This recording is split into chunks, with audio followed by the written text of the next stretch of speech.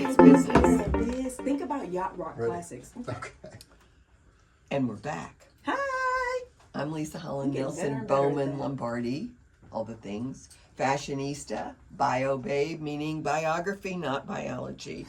And Coach Nelson, the greatest football coach who's never walked a sideline, here with my beautiful, brilliant bestie. I'm not going to go hard on the black, bossy. I'm going hard on the bossy right now. Co-host. Go for it. Shavonnah Roberts Robert, the other half of Culture Club HTX. I'm going to start with the fact that I'm the parliamentarian, so y'all are welcome. I'm also the executive Did producer. not work. She has to say something. Well, it doesn't work. We can bet on that too, on that little market I was talking She's about. betting on me a lot, but I'm betting on all the things that happen that you say, that's not going to happen, then happens. Anyway, executive producer, eighth wonder of the world of Culture Club HTX, but we're here with a super special guest today. Another one.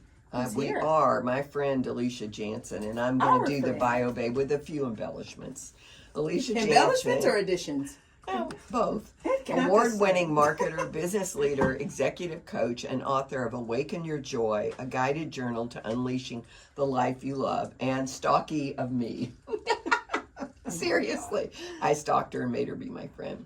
With more than we have that in 25 common. years, yes you do, in corporate leadership, Alicia's built and led highly performing teams for global brands like HP, MD Anderson, and Cisco. That's where y'all met, right? When you were in Anderson. Right? Yes. Yeah. Today, she was talking about doing the red stripe or something through cancer, and I leaned over the person in the middle of us who was very sensitive to me doing that. Of course. And possessive and all the things. You and I needed said, a parliamentarian. you have to know me, is I think what I said. You have to be my friend, something like that. I don't know, but she did. So Okay, good. anyway, today she's the founder of the JEDI group, where she helps leaders and organizations unlock growth through strategy, mindset, and purpose-driven leadership. A recognized woman of influence in Houston, which is a big deal here in Houston, and a national speaker, Alicia is passionate about helping people reconnect with joy, step into their potential, and build lives that align with who they truly are. So, you want to ask, or should I? I do, but I have a question before the question. Who am I acting like? Tell me about how you came up with the name of your company, JEDI. I mean, I was doing my JEDI like. Just guess. But tell me. Well, JEDI, you were absolutely right when you started doing the hand movements, because I am a Star Wars fan. But JEDI stands for Jansen Enterprise Development Interest. Well, look at that. Because it is a group of companies underneath this to help Yes. with coaching and consulting and As inspiration. one, right. But may the force be with you, because my faith is strong, and that's another reason why it's called JEDI. For those that understand the JEDI mind meld, that's what inspired me to call it JEDI. I love it. So when I worked in radio in Tucson, I worked with someone who legally changed their name to Obi-Wan Kenobi. Oh my gosh. Literally, you're kidding. no. my And I didn't believe him because, you know me, I'm like, show me your ID. He literally did. Anyway, well, thank you even so much imagine. for being here with us today. She has the dogs. Yes, in fact, my dog's name, Obi-Wan Kenobi, and Luke Skywalker. Oh, really? Yes. Super cute. Yeah. So tell us about this journey, because it's not so typical to go from a marketer, leadership, development, learning person in corporations to a published author of a book about joy, a journal about joy. So how did this all happen? Well, marketing and communication, I think, is just ingrained in my brain. I don't think I ever will leave it. It is, I believe, one of the gifts that God gave me. But another gift that He gave me was curiosity. I am curious about learning and problem solving. So when I left corporate America, I thought, how do I get curious about using my talent or my wisdom, my lessons in a different way? And that's why I've got corporate clients who want to hire me because I've been there and done that. Yes. But the other lesson that I learned was about resilience and intentional choices. Because I realized that I wanted to make more choices in my life, professionally and personally, that were going to drive more joy and happiness. I kind of became a neuroscience nerd, really curious about how human behavior and the mindset connects. So from there, that's how this book was percolating in my soul. And I'm going to talk out of turn, of course, because that's what I do. Surprise, surprise. Well, it's what I do. And because That's a gift God gave her. Yes, it is. It is. And And so, and stalking. I think it's really important to share, and you can say you don't want to, but the fact that personal challenges led you a lot too. I mean, I think you are one of the strongest people I know, certainly one of the smartest. And I don't know that you wouldn't have kept charging toward reinventing yourself as you already were instead of as you are now, had you not had some things stop you along the way. You know, everybody, I believe, has the ups and downs in life, Yes. personally and professionally. And I learned at an early age what resilience was all about, even though at a young age I didn't know what that word meant. Right. You just were living it. Yeah, I just doing knew it. that my grandmother said, today we're going to get up and we're going to move forward. And so I learned from other strong women. Mm-hmm. So that resilience has come forward with me. I always think about, similar to your what's next, it's yes, I can get up today and have the right attitude. That's can today choose joy. I can choose intentional choices that are going to influence me professionally and personally. Mm-hmm.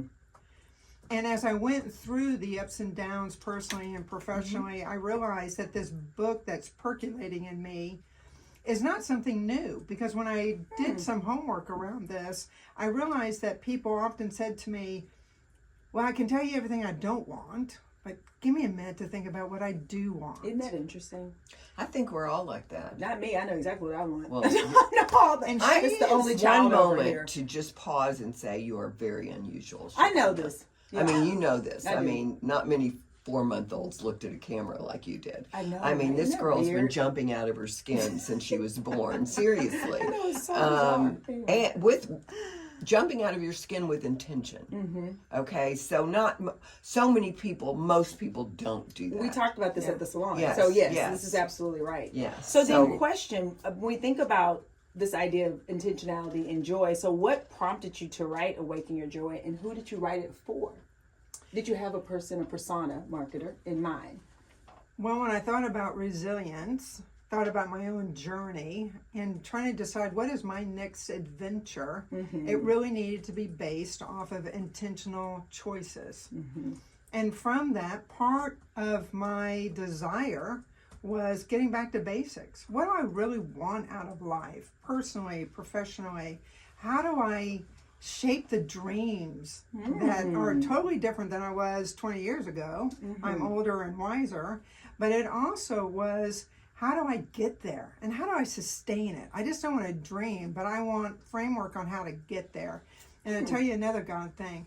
In my consulting world, I met another woman named Andrea Davis, who is a professional coach in positive psychology. And she and I had a conversation on vulnerability. And she was contemplating her dreams too. So that's how the book was written and born. Two people who came together and said, if it's going to help us, it's probably going to help somebody else too. Well, this happened at our salon this week. We had the Yes. Queen Bees on, Kim and Catherine, and they said that they made their spirit for them first. Really, it was for them. And then to your very point, Yeah. like you said, if it's going to help us, then there are other people like us that it could probably help also. I love That's that. right. Yeah. Yeah. And so when we thought about who would benefit from this book, it's going to be people who truly do want to choose more joy and happiness in their lives. Now, a lot of people may differ on what the I was definitions going to are ask of that. those two Yeah, things. what's your definition? For me, happiness is about this external, fleeting, almost a temporary feeling based off of something positive. Like, for example, I was driving around in my neighborhood and I came across my favorite soap and fragrance shop, and I turned the car around, went in there and bought this lavender soap that I love, and I was so happy that I was going to be able to smell like lavender the next time I took a shower. Yeah. But joy, on the other end, is something that's more intrinsic. It's more contemplative. It's something that gives me contentment regardless of my external. circumstances. Yeah, that's good. I love going out in nature and seeing the flowers and listening to the birds because it grounds me. Regardless of what's going on in my life, I can always get grounded by walking outside. So when I went back to basics and started thinking about this for my own life, I realized that if you are looking for a framework of how to define your dreams, how to redefine them, recreate them personally and professionally, and you want a framework on how to get there and how to sustain it, then this book will help you. Because it's based in neuroscience and positive psychology, the education and inspiration that you will have will stick. And it's a workbook, right? It is a There's guided journal. Yeah. So, I It's a mean, guided journal. Well, and to the point, Lovely, you made. Alicia, when you started this project, did you envision what success looked like? And if so, what did you see? And if not, what do you envision now that you have a published book? When we wrote this book, we had two objectives. And the first one was pretty simple. Just write it. Get it done. Get it done. A lot of times taking that first step is the most difficult and it holds people back. So our desire was, if the lessons we've learned, the tips, the inspiration, the encouragement, the framework, if working for us, we know it can work for others. So that was our first objective, was to get it out there. And the second objective was to be able to use this as a framework in our coaching business. Because the client story that I just told you, I had another client that I took her through this framework. She is retiring and doesn't know what to do next. She's afraid her mind's going to go to mush. She doesn't think she's going to find joy and purpose in her new adventure. So through this framework, it redefined in her heart and her head about what success looked like that would give her joy every day and purpose every single day. So what we want to do is a second edition, because the feedback that we've gotten from this has been incredible. They want more of that inspiration and education, so that's coming this summer. In addition to merchandise that's going to keep that motivation going, like bookmarks and notepads and eyelid cups. tattoos, Lovely. Yes, Favorite. of course, and tattoos across your eyelids. Yeah. But the other thing that came out of this, which we didn't realize until after we got the book out there, was another dream. My business partner is a mom and grandmother, and she witnesses how youth today shapes their ideas of success and self-esteem and confidence. So a children's book is on the horizon. How that's fun. I love fantastic. that. Because Well- I have grandchildren. Well, and also I think to the point we were making earlier, the earlier you start understanding who you are, what you want, the better it'll help you navigate life. I mean, because part of, I think, not having tools like this younger is you have to deconstruct all the crap before you get to, okay, what do I actually want? Right. So to have a children's book is great, because then Selma, could read. I mean, think about that, Oh, right? And like to No have doubt. to already be, before you get to middle school, having some sort of, even though it would be more simplistic, of course, age appropriate, but a framework of how do you think through what you want? How do you Exactly. think through what your values are versus your friends, and not let that discourage you from pursuing whatever it is you want to do? I think that's huge. So we have another question, which is obvious, which is what's next, which you've just told us. Nexter. Another book Well, You know, second part edition two to of this this one, book and children's. and It's children's awesome. books. Right. Can I throw in a... Of course. No, you And she can, has of another course. question. Of course, she has two more. This is her. Well. This is lovely. This is an aside, and it really has nothing to do with this. Of course. But my good friend here is a twice published author. She Oh. is part of another best-selling book for the workplace, really, correct? That is correct. Just let's give us a plug. Okay. This book was interesting. It came about because there are a ton of smart business people, and you guys, all three of us in We this women. room, this women, and it made this Peter Remington realized that we really have a collective voice here that can help other Entrepreneurs. people, It was all entrepreneurs, correct? Yes. coming forward to give advice on business success, purpose, and power. That's great. And my chapter, as you would imagine, is based on how a mindset can transform and transcend your definition of success. Yes. And so it did become a bestseller. And so what I'm doing is I'm going to actually take that chapter that I wrote and turn it into a book, incorporate that into my coaching business and consulting business, and be able to have another book out there that inspires people to think outside themselves and redefine what they want out of life. But your mindset is truly one of the most powerful things that you can have in success. Mm-hmm. Because if you think you can, you can. If you Yeah. think you can't, you can't. That's always been my mantra. It's the truth. But, okay, Well, I got another one. Of course. Well, one thing on that, this is why people talk a lot, and we've talked about this, about leadership in general, macro. And what I like to talk about is self-leadership.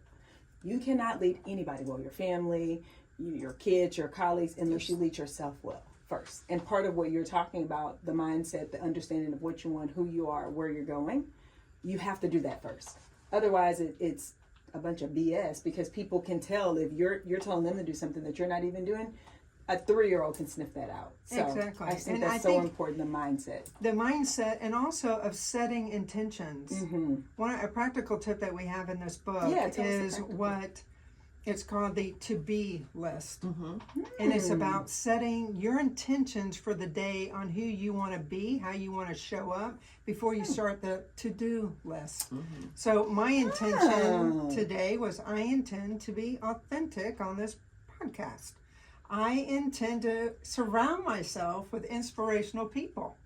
Yeah. So I'm That's going to right. show up a certain way. So when I show up for me, I define who I am. I love myself, and what I can bring to the table is not going to be defined by my external circumstances, because those are going to change. That's right. I want to be something that has a more solid foundation. I'm going to add, I have all kinds of practices, as everyone knows probably by now, but I'm going to add that because obviously I have a to-do list, but I don't have a daily to-be list, but I do now. Oh, boy. Get I'm ready. so excited. Yeah, that's I have awesome though. nothing to read from her, but Go ahead. Yeah. go ahead. my last question, Yes. maybe not, but close to. How do you do this? How do you do this physically? What is the What's the process process? That's of a good writing question. a book? Do you sit down 2 hours every day? Do you have a schedule? Do you walk around with your phone dictating? How do you do it? All the above. Mm-hmm. But to tell you the truth, for me, I'm one of these type of people that I really thrive in collaboration. Mm-hmm. So when my business partner and I decided we were going to do this, we agreed that we would spend 2 hours a week together, and then we would do our homework and come back together. So we were writing chapters, we were writing inspiration, encouragement, doing our research on positive psychology and neuroscience. It took us about 8 months to get it done. Well, that's what Two. I've heard. 8 is kind of early because like you said, the power of collaboration. But 8 months to a year and a half. Or to never. Or- I mean, most of the people I'm Yeah, serious. no, you're right. Yes. I'm never doing this. Fair. That's why I'm asking. I'm not asking because I plan No, to do but this it is a because good I know question. I'm not Yeah. doing it. Yeah. Because You're not. I'm not. Yeah, I'm but just that's not. a good question for people who are listening who Yeah. do feel like they might want to. At least they can kind of understand the framework. And that's enough. You have to know enough about yourself as to what motivates you to take that next step. And it really is just that next step.